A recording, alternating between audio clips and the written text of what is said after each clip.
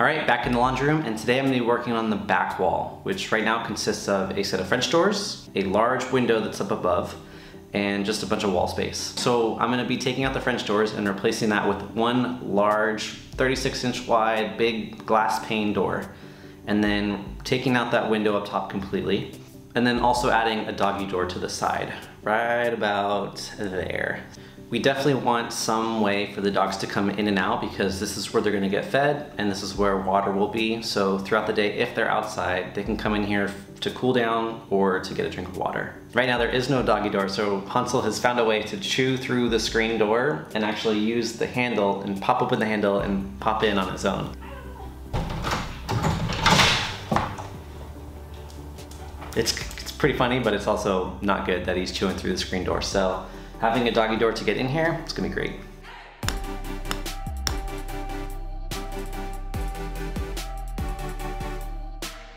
First to go are the screen doors, though one of them was partially demoed already. I think Hansel saw the screen and was like, yeah, this is a joke, right? And just barreled right through. I removed the doors and a good portion of the frame as well. At this point, I knew the new door would line up with the right side of the opening, but not entirely sure how much of the old trim I'd be using. So for now, I left the top piece and one side piece in place.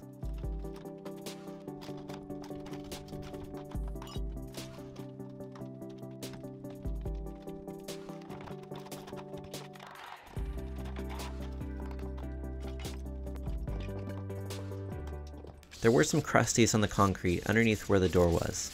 Looks like liquid nails. A scraper bit on the hammer drill cleaned it right up quick.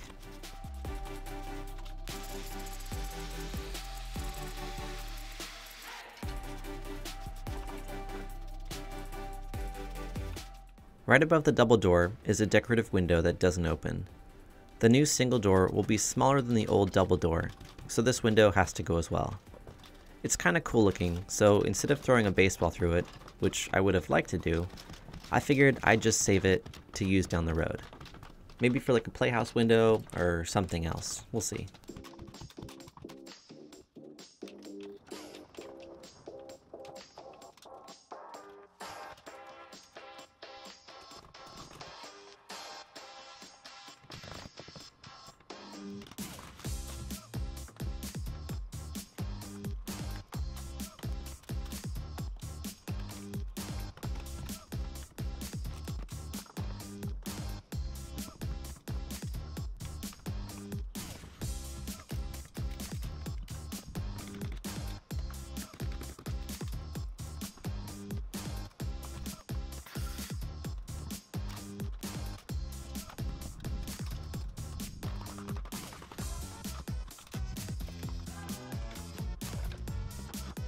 Now that I've made room, I can start working on installing the new door. This is a very wide door at 36 inches. The label tells me how big to make the rough opening. The height was already correct, so I just needed to frame in the side. I made the frame out of 2x4s. The piece that will be in contact with the ground is a pressure treated board. I made it so it fits nice and snugly into the space.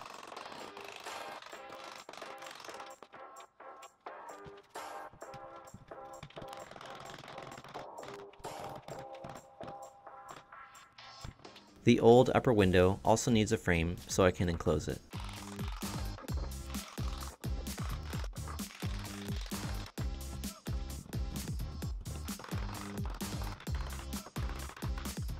I bought a sheet of plywood that matches the thickness of the old sheathing, so the elevations are the same.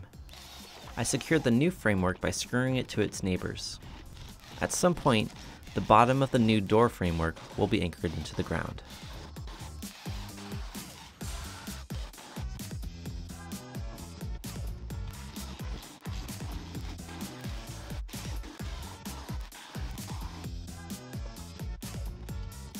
With the rough opening set, I brought the door over to test fit it. For some reason, I was super struggling to get it to fit. It was too tall. I kept trying, and even shaving the opening a bit. Then I figured out the problem. Alright, so these doors been kicking my butt and I couldn't figure out why.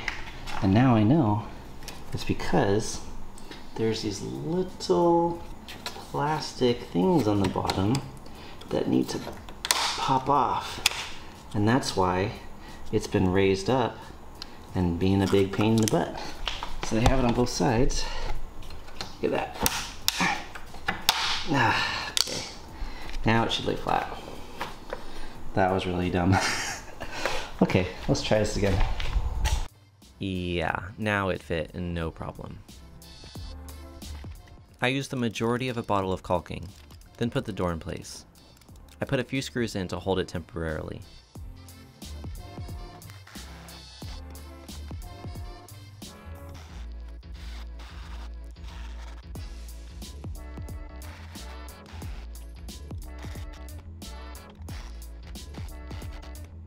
The hinge side was already perfectly level, so all I had to do was shim the other side to make it right. I'm using screws to secure the door. Probably not the proper way, but it's always worked really well for me. Each hinge also has a missing screw, so I can drive long ones through the frame into the stud.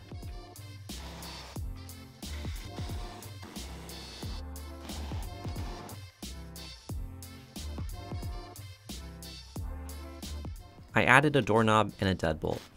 Unlike the previous door, I decided to use a knob instead of a handle so Hansel can't break in. He will have his own doggy door to come in and out.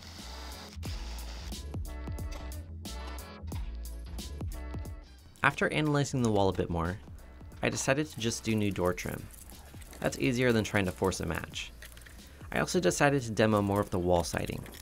Instead of having a weird seam all the way up, the only seam from old siding to new siding will be a few pieces above the right side of the door.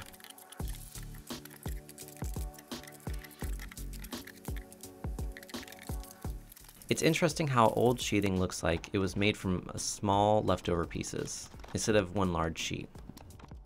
Before new siding could go on, I added house wrap to weatherproof this part of the wall.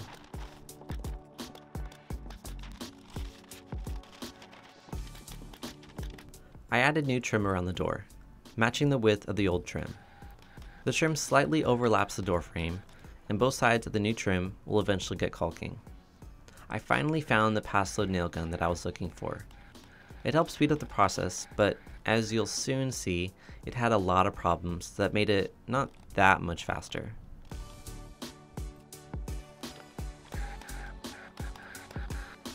It's a little bit funky working with the existing siding, but I'm making it work. I added some flashing above the top of the door trim and taped the seam. The flashing prevents water from going behind the trim, and the tape prevents water from going behind the flashing. This doorway has an abnormally large overhang, but waterproofing is still important. Now it's finally time to add the new siding. A bunch of pieces all needed to be cut the same length. I managed to use up the last of the leftover siding from the workshop, the same leftovers I used for the chicken coop and the shed. This is the last of the stockpile, though I'm surprised I've been able to use it for so many projects after building the workshop. Cement board siding flares out, so a starter strip has to go on the bottom to allow the first piece to look like the rest. As I put the first piece on, the problem with the nail gun becomes clear. It doesn't recharge fully after each nail is popped. So the only remedy that worked was to pop out the battery and reconnect it after each nail. Annoying, but this is still easier than doing it by hand. I wanted to line up the siding with the rows on the other side of the door, so I just eyeballed the bottom edges to match, and it ended up turning out great. I still had problems with the nail gun, but it didn't keep me from pushing through. This is a borrowed tool, and it likely hadn't been maintained for a long time. Trust me, I tried everything to make it work better, including getting a new battery and gas cartridge, and disassembling the nailer to see if something was broken. Nothing worked, so I just kept popping out the battery after every nail.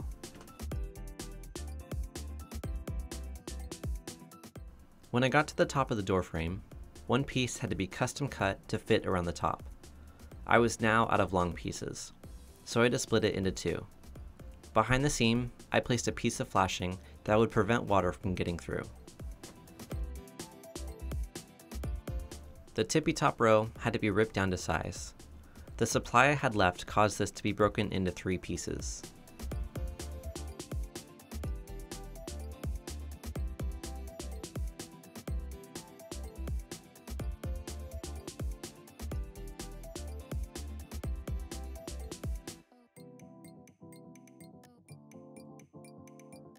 The wall is now buttoned up.